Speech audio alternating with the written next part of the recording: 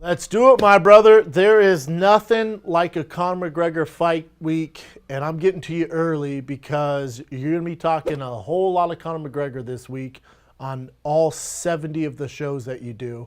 So I want to get to you first before you get sick of talking about him. Listen, man, there's nothing like a Conor McGregor fight week. I don't care if you're a fan of him, if you're not. For me, I woke up today like, hell yeah, here we go. There's just something different when Conor McGregor's fighting. Are you excited for this, Mr. Luke Thomas? Yeah, I am. I am. It's been a long road. I mean, it's been a year since he was back here, give or take. Obviously, not sure what the exact date of his Cerrone fight was, but it's been a long time. Didn't know if we were ever going to get back here. Here we are. I like the opponent. The card has some nice spots to it. I wish it was stateside, to be honest with you, but, listen, if they can get fans at Etihad and it's safe and they can still do good numbers, whatever. All's well that ends well. So I'm pretty pumped to see what's going to happen in the lightweight division. And what kind of Conor McGregor are you expecting? I think it's a little dicey because I'm a guy who I like to think that Conor McGregor's working on another level. He's at a higher bing when he fights in the UFC. I think that's what makes him special. I think that's why he's the biggest fighter to ever compete in the octagon. But when you look at it, his last fight, as you mentioned earlier, over a year ago against, let's be honest, we both love Donald Cerrone, and aging Donald Cerrone. He looked fantastic in that fight. But before that, he just hasn't been that active. And before that, you're talking about a boxing match with Floyd Mayweather. So it's like, when you look at the last time they fought, 2014, you're talking about a completely different scenario here. Obviously, Dustin Poirier has been way more active, especially in the UFC. He's fought some tough guys. He's beat a lot of fucking great opponents. And Conor McGregor just hasn't been that active, man. So when I look at the odds, I don't know if I agree with it. So to come full circle, what kind of Conor McGregor are you expecting? Man, this is really this is what it all sort of comes down to. I mean, when you talk to people about like what they expect out of the fight, a lot of it hinges on whatever they imagine Conor McGregor to be in their minds, which isn't to say that they're wrong, but you can say, like, depending on what you think about all of this, it will give you a different perspective. Now, that's true of any fight, but here's what I mean. You're not seeing that about Dustin. Dustin's sort of more of a known commodity. He's been a lot busier. We've seen a lot of his fights. They've gone, pretty far distances. The one against Gaethje went into the 4th round. The one against Hooker went into the 5th round. He has just been in the octagon more. There's less imagination about it. But because Conor has taken these like huge amounts of time off and then come back and, against Mayweather look good early or something, right? But certainly against Cerrone, he just ran him over. Even against Nurmagomedov, now you're like, well, he took him to the 4th, I mean, that's better than a lot of other folks have ever done. So it just gives you this impression, these punctuated moments of either greatness or defensible action mixed with mystery. Yes. I mean, here's the thing. I tend to think that we're going to get, I think the most rational thing I can consider is that his timing is going to be on. He's going to start strong. I noted, I went back through all of his first rounds. The only 2 first rounds he's ever lost were against Chad Mendes and Nurmagomedov. What's the common denominator? They tried to wrestle him. If anyone has ever stood with him, they either got finished in the first round or they lost it. He's never lost it on his feet. So I expect him to look good early. I expect his timing to be on, all of those things. My question is, if it goes late, has he worked on his weaknesses? And there's just no way to know. It's not possible. Does he still have cardio issues? Does he, whatever? Does he lose focus later? I mean, whatever you want to talk about, I have no idea what that will be like. And I don't even know if we're going to get that late. But if we are, I am super curious to see what it looks like. Yeah, me too. And I think if you're coming from a Conor McGregor fan angle, that Donald Cerrone fight can give you kind of a false sense of where he's at. Because he steamrolled Donald Cerrone, but does that really let us know where Conor's at even after the long layoff? I don't know. Is it a fact that Conor's getting better and he's focused finally, even though he has more money than God in the bank, and that Conor's getting better and we saw it in the Cerrone fight, or Cerrone just a lot older and Conor, it's same old Conor. It's just there's so many X factors. I think that's why I'm excited for it. But I went back and watched their first fight in 2014, And I think if you look at that fight from just even if you're a common fan, you look at Dustin Poirier's fight currently, his last fight, against Dan Hooker. If you look at those fights, or even his fight against Khabib, you're talking about a different fighter, man.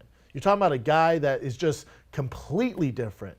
With Conor, he's different. He's definitely better, but there's not those huge leaps in experience and in kind of their skill set. So I think when you look at the two fighters, if you're going to say is if anything's different, you're talking about a different Dustin Poirier, man. Yeah, the question is it different enough to matter? Right? To your point, I was looking at the odds before the fight. I think it was this morning I was looking at the odds, and some places have McGregor, and this will change, and the odds are also designed to draw out people to pay money. So it's not the most accurate reflection of the chances. But, you've got McGregor at minus 300. I mean, that's not a huge favorite. That's pretty big. That's a big favorite, man. If you're a minus 300 favorite, they're pretty confident you're going to win. So to me, it's like, where is Dustin Poirier now? There's so many good things you can say about him. Battle tested. Obviously, if he goes to the fifth round, he's got cardio for days. He can thump for the weight class. He's big now for that weight class, which is hilarious because they both fought at 145, previously. Although Conor's, by the way, we haven't talked about this yet, but I love Conor at 155 versus 170. I think it forces him to be a little bit more focused and in touch with, what he has to do. So I think that's interesting. The thing that I think about, though, is with Dustin is he's gotten a lot better sharpening up a lot of the things that went wrong for him. The question is, is what Conor in 2014, it turned out was a bad matchup for Dustin. He's not a slow starter like Cerrone is, but he's got some defensive issues where he gets stung a little bit early. That doesn't happen late. The Hooker fight's a great example. Hooker was able to take an angle, go right to the body, and then left over the top, and he would land on Poirier several times, but by the third or fourth round, that was gone. Poirier completely took it away. But that's Dan Hooker. He can hit hard too, but not necessarily in the same way that Conor McGregor can. I don't think that's any kind of slight on Dan Hooker. It's just an accurate reflection of the kind of challenge that McGregor poses. So to me, it's like, I do believe that if the fight goes late, Conor's going to be in real trouble. But I also wonder, as good as Poirier has gotten, has he fixed the things that got him in trouble in the first fight? I think he's fixed a lot of them. I don't know, and we will see if he's fixed all of them. Do you put any kind of weight into Conor saying, I'm going to knock him out under 60 seconds? Because, if you're coming from a Conor fan angle, I think you got to bank on Conor getting this done in the first two rounds. If it starts going third, fourth, fifth, history shows that's kind of a Dustin Poirier thing there, man. Like, as this fight goes on, the longer it goes, better for Dustin Poirier. Yeah, and I know he had the fight that went 5 rounds in the rematch with Diaz, and he won that one. But, Diaz, I mean... Different. Diaz is the man. Him and his brother will always be the man. But, who would I count on to be a better performer in the fifth with the totality of their skills? I'd probably lean towards Dustin Poirier, just personally. I mean, that's debatable, but that's the way that I would go. But, yeah, I mean...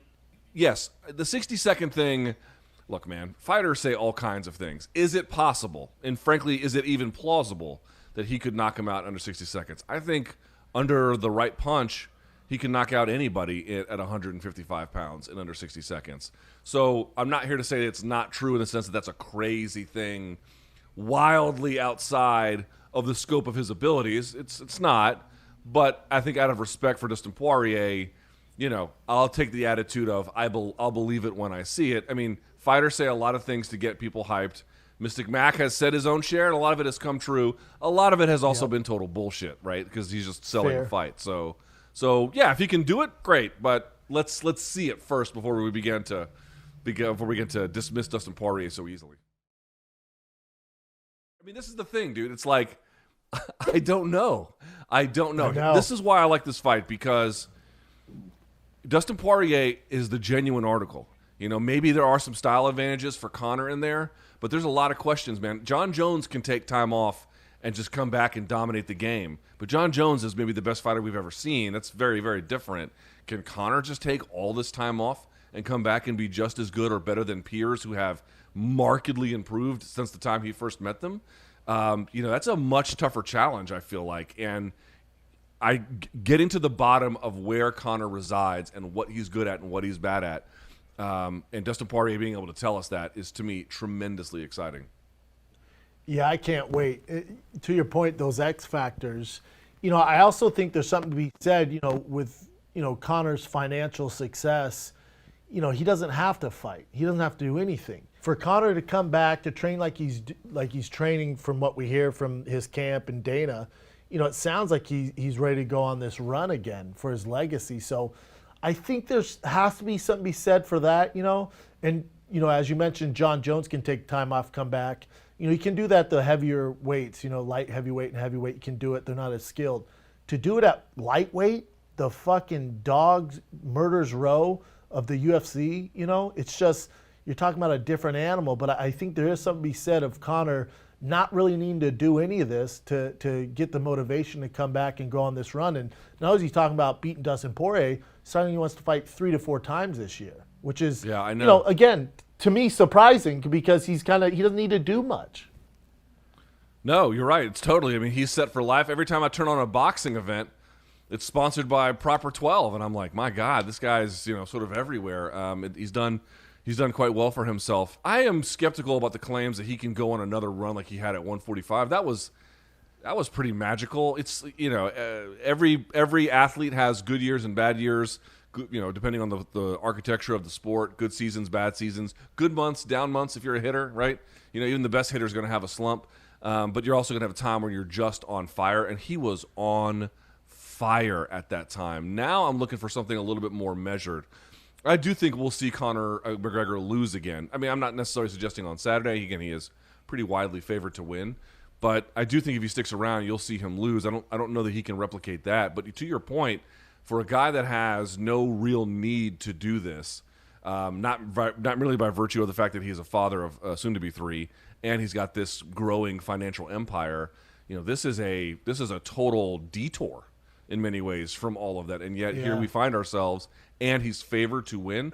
And from the looks of his Instagram posts, whatever that is worth, looks to be in tremendous physical condition. Yeah, it's we talked about it last time. Who is he without the trash talk when he's just the guy? When he's just the guy, who is he? Man, it looks like he might be something pretty special, but he's got to go in there and prove it on Saturday, 60 seconds or not.